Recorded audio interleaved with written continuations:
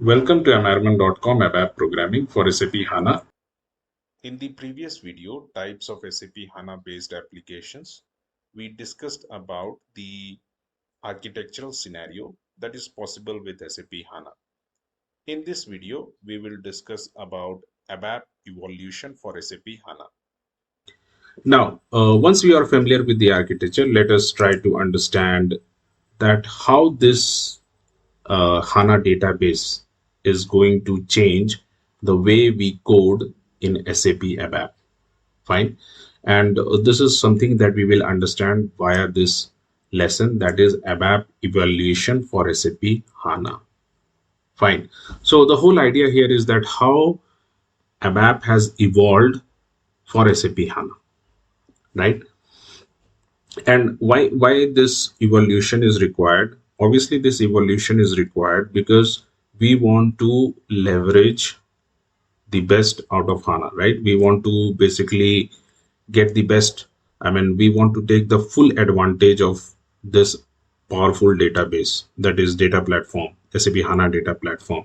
And hence it was required that we improve the ABAP, right? The traditional ABAP or the classical ABAP that needs to be improved so that it leverages the best use of SAP HANA data layer. Fine. So this is what we will understand in this lesson, that is ABAP evolution for SAP HANA.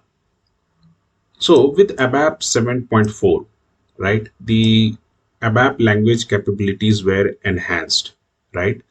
And new repository objects were added and some development tools were also added. Basically, the whole idea here was to support SAP HANA based ABAP application development, right? So both ABAP was evolved as well as tools were added, and the whole idea here was to benefit from the underlying SAP HANA layer. All right, basically to support SAP HANA based ABAP applications development. So all this started with Netweaver 7.4. Now, what SAP has done is SAP has done a lot of optimization of the ABAP code that actually we don't see, right? So these optimization is something you can call it as transparent optimizations, because these optimizations is done by SAP themselves and you will never come across, you will never see it, but actually it has been done to improve the ability or capability of ABAP for SAP HANA. Fine. So what are these transparent optimizations? So these are optimizations done at the ABAP stack layer. Fine. For example, like what are the examples? So basically, improving the select statement. So SAP has improved the underlying code of select statements, obviously. So which kind of select statements? Like mostly all the select statements have been improved by SAP in order to benefit from the underlying SAP HANA database. So this is known as a transparent optimization because you will never see it. You will never see it. It is actually done by the SAP themselves, and the code written for these select statements have been optimized to improve its capability and to benefit from the underlying SAP HANA. Okay, so this is one, transparent optimizations. Then extensions of ABAP language and Open SQL. Fine. Now this is very important, by the way, because this is the part from where the developers, ABAP developers, is going to benefit, right? So basically, the ABAP, the classical ABAP, was extended, and new OpenSQL was added to this classical ABAP, right? And why all these things were done? Obviously, the objective here was to benefit from the underlying HANA database. So what are these changes, by the way? And as a developer, as an ABAP developer, we are going to use these new features that were added so to our ABAP. Okay, so what are those? By basically, like new SQL supports more complicated joins and subqueries.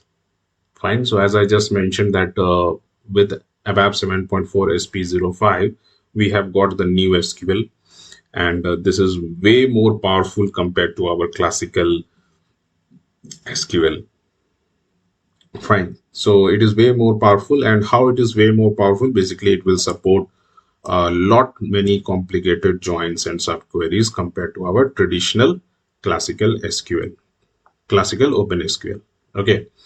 And it also introduces new ways to integrate SAP HANA stored procedures to the ABAP code.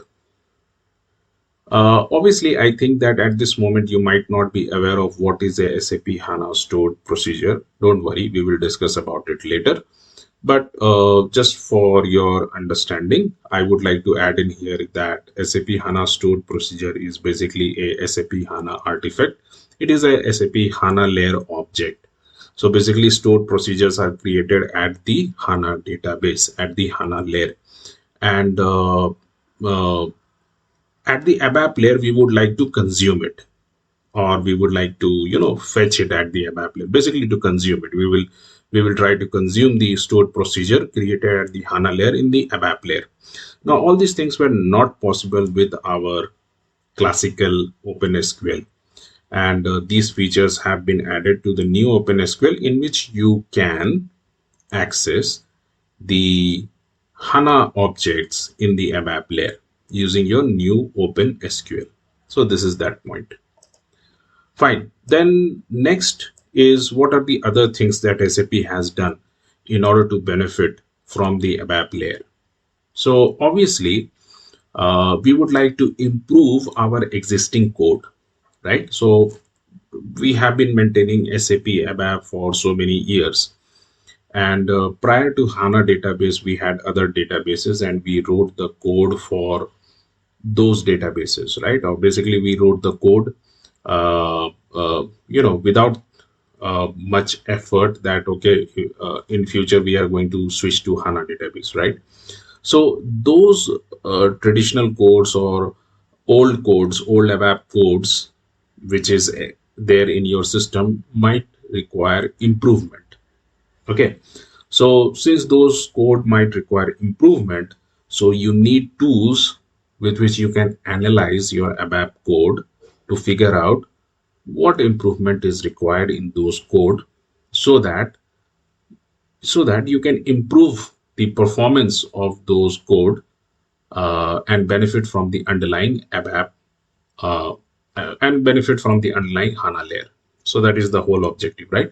So basically, you need tools to check your existing ABAP code, and based on that, you would like to optimize these existing ABAP code to benefit from this new HANA database that you have implemented in your organization.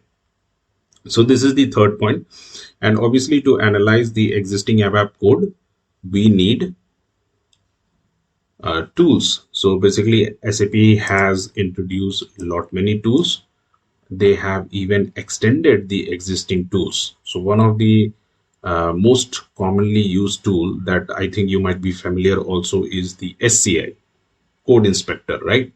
So static code check, which we even call it. So this tool can be used to check your existing ABAP code, and if any piece of statement needs to be improved for the ABAP layer, then obviously we can do the changes in our existing ABAP code. So this is one. Then this is static code check, basically the code inspector. There are other tools as well, which is available to give you runtime analysis of your code.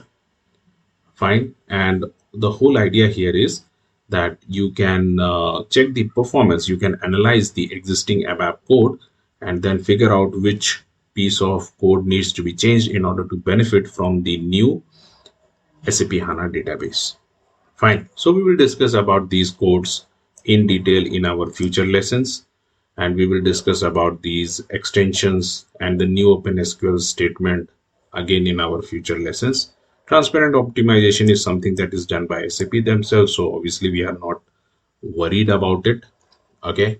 And then the fourth thing is extension of the ABAP dictionary. So one major thing that has happened with SAP HANA uh, is that even the ABAP dictionary is also extended. And what is that? Basically, that if you go to technical settings of a table, there you will find a new tab called as DB specific properties. So a new tab has been added. And in this tab, the developer basically can decide whether they would like to go for a row store or a column store, right? So this choice is given to the developer, that whether they would like to go for a row store and a column store. Now, obviously, based on our previous lessons, by this time you must understand that row store has its own benefit and column store has its own benefit, right? So it all depends on the type of data that you are storing in those tables. So based on that data, you should decide whether you should go for a row store or a column store. Now, by default, all the tables in SAP HANA uh, will be considered as a column store.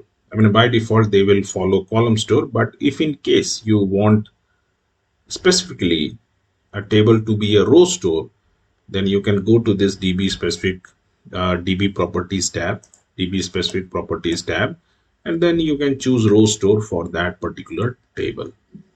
Okay, so these are the evolution of ABAP for SAP HANA, right? So these are very important, by the way, and that is how the ABAP was optimized for this to benefit from this new HANA database. And basically, the whole idea here is to improve the performance of our application by taking the benefit of the HANA database. And as we proceed further in our course, we will understand more things that is added to this new evolved ABAP to benefit for SAP HANA. All right. So that's all in this video. And thanks for your attention and see you in the next video. And let me add over here that if you want to buy this course, then you can buy it from the amarman.com website. The course name is ABAP Programming for SAP HANA Self-Learning Text Course. Thank you for watching. If you like this video, then please subscribe and hit the bell icon.